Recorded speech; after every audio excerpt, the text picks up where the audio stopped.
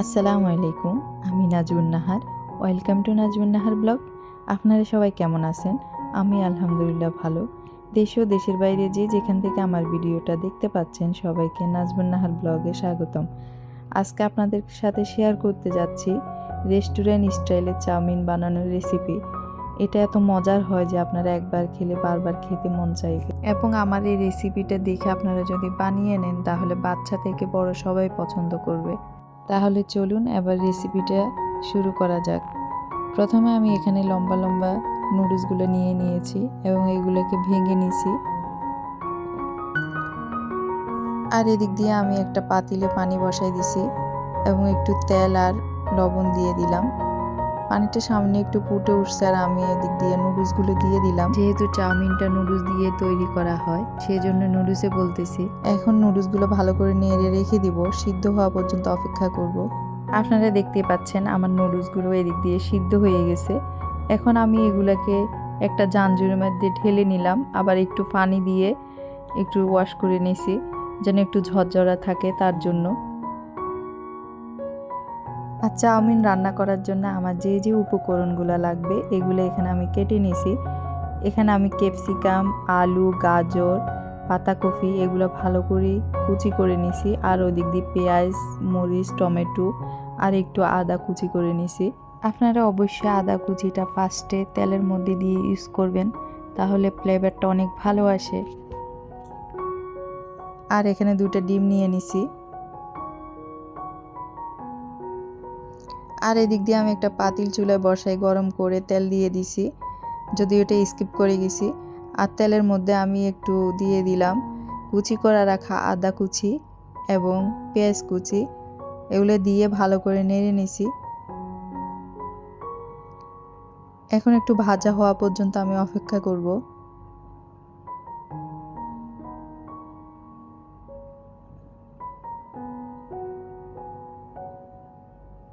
এখন দিয়ে দিলাম কুচি করে রাখা চিকেন।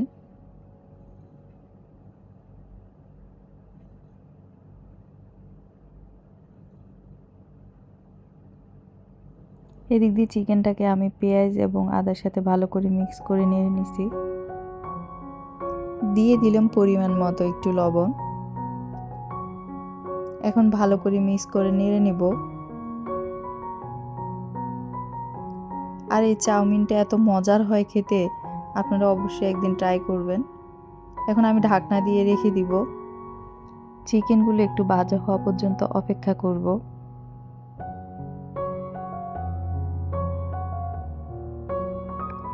এই তো আপনারা দেখতেই পাচ্ছেন আমার চিকেনটা অলরেডি ভাজা হয়ে গেছে। এখন আমি চিকেনটার সাথে 2টা ডিম দিয়ে ভেজে নিব।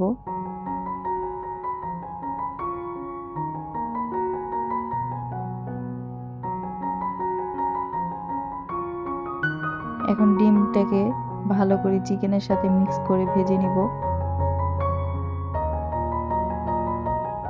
আর আমরা সবাই জানি ডিমের মধ্যে কেমন জানি একটা গন্ধ থাকে, তার জন্য আমি একটু জিরার গুঁড়ি ইউজ করব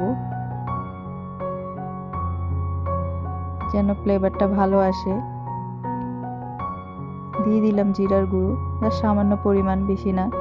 আর চাউমিনটার মধ্যে এত বেশি মশলা ইউজ করার কোনো প্রয়োজন নাই। যত মশলা কম দেওয়া যায় তত খেতে অনেক টেস্ট লাগে। আমি একদম কম উপকরণ দিয়েই এই চাউমিনটা তৈরি করেছি। আর এদিক দিয়ে দিলাম কাঁচামরিচ এবং টমেটো কুচি।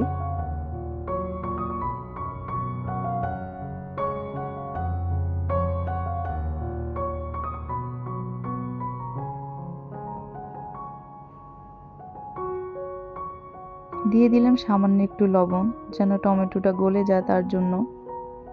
আপনারা যারা যারা আমার চ্যানেলে নতুন আছেন তারা প্লিজ আমার চ্যানেলটা সাবস্ক্রাইব করে শেষ পর্যন্ত আমার পাশেই থেকে যাবেন এবং পাশে থাকা বেল আইকন ক্লিক করে দিবেন। তাহলে আমি যখনই কোনো ভিডিও দিই না কেন আপনারা নোটিফিকেশন পেয়ে আপনাদের মূল্যবান সময় বের করে আমার ভিডিওটা দেখে নিতে পারবেন। আর যারা যারা আমার ভিডিওটা দেখতে দেখতে ধৈর্য সহকারে এতটুকু চলে আসছেন, এখনও একটা লাইক দেননি, তারা প্লিজ লাইক দিয়ে ভিডিওটা শেষ পর্যন্ত কন্টিনিউ করুন। এখন দিয়ে দিব কেটে রাখা গাজর, আলু, ক্যাপসিকাম এবং বাঁধাকপি কুচি। সবগুলো উপকরণ ভালো করে মিক্স করে নিব।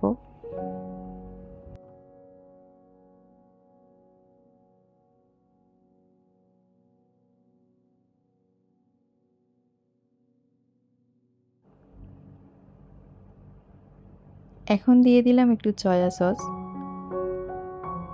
এখন ভালো করে নেড়ে সব কিছুর সাথে মিক্স করে নিব।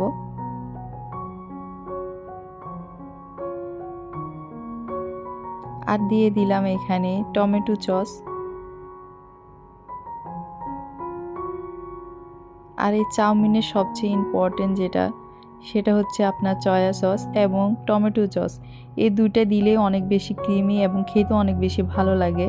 যেহেতু এখানে গাজর, আলু, ক্যাপসিকাম এবং বাঁধাকপি আছে, তার জন্য এটা সিদ্ধ হতে একটু টাইম লাগবে। সেজন্য আমি একটু পরিমাণ মতো পানি দিয়ে দিলাম। পানি দিয়ে জাস্ট আমি সিদ্ধ করে নেব সবগুলো উপকরণ।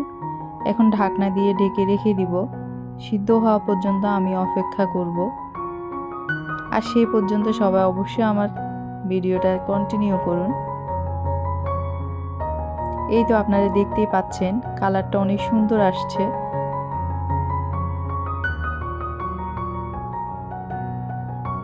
পানিটা শুকিয়ে আসা পর্যন্ত আমি অপেক্ষা করব। আর আমি এদিক দিয়ে দেখতেছিলাম যে গাজর আর ক্যাপসিকাম আলুগুলো সিদ্ধ হয়েছে কিনা। এখন আমি আবার ঢাকনা দিয়ে রেখে দিব।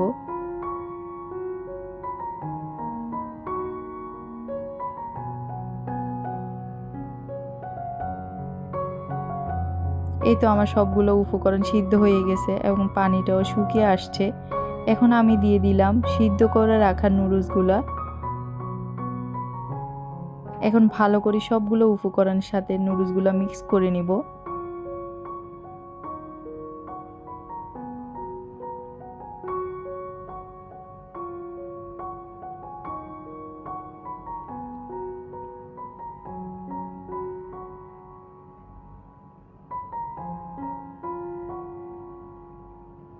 আপনারা দেখতেই পাচ্ছেন সবগুলো উপকরণ ভালো করে নুডলসের সাথে মিক্স করা হয়ে গেছে।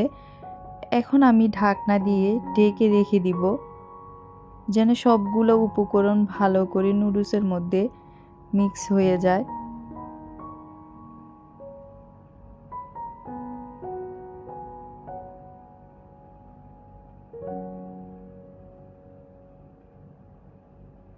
এই তো আপনারা দেখতে পাচ্ছেন আমার নুডলসটা একদম সুন্দর করে সবগুলো উপকরণের সাথে ভালো করে মিক্স হয়ে গেছে। এখন আমার তৈরি হয়ে গেছে চাউমিন। এখন আমি টেস্ট করে দেখতেছিলাম যে এটা লবণ বা সব উপকরণ ভালো করে হয়েছে কিনা, সেটাই জাস্ট একটু টেস্ট করে দেখলাম সব কিছুই খুব ভালো করে মিক্স হয়েছে এবং খেতে অনেক ভালো লাগতেছিল। আমি চুলাটা অফ করে দিয়েছি। আর আপনারা দেখতেই পাচ্ছেন তৈরি হয়ে গেল রেস্টুরেন্ট স্টাইলের চাউমিন বানানোর সহজ রেসিপি। তো আজকের রেসিপি আপনাদের কাছে কেমন লেগেছে অবশ্যই আপনারা কমেন্ট করে জানাবেন। আর আমার ভিডিওতে যদি কোনো ভুল ত্রুটি হয়ে থাকে অবশ্যই ক্ষমার দৃষ্টিতে দেখবেন। আজকের ভিডিওটার ভয়েস অনেক তাড়াহুড়া করে দিয়েছি, তাই অনেক ভুল ত্রুটি থাকতেই পারে। তো সবাই ভালো থাকেন, সুস্থ থাকেন। ইনশাল্লাহ নেক্সট ব্লগে আবার অন্য কোনো রেসিপি বা ব্লগ নিয়ে আপনাদের সামনে হাজির হব। আসসালামু আলাইকুম।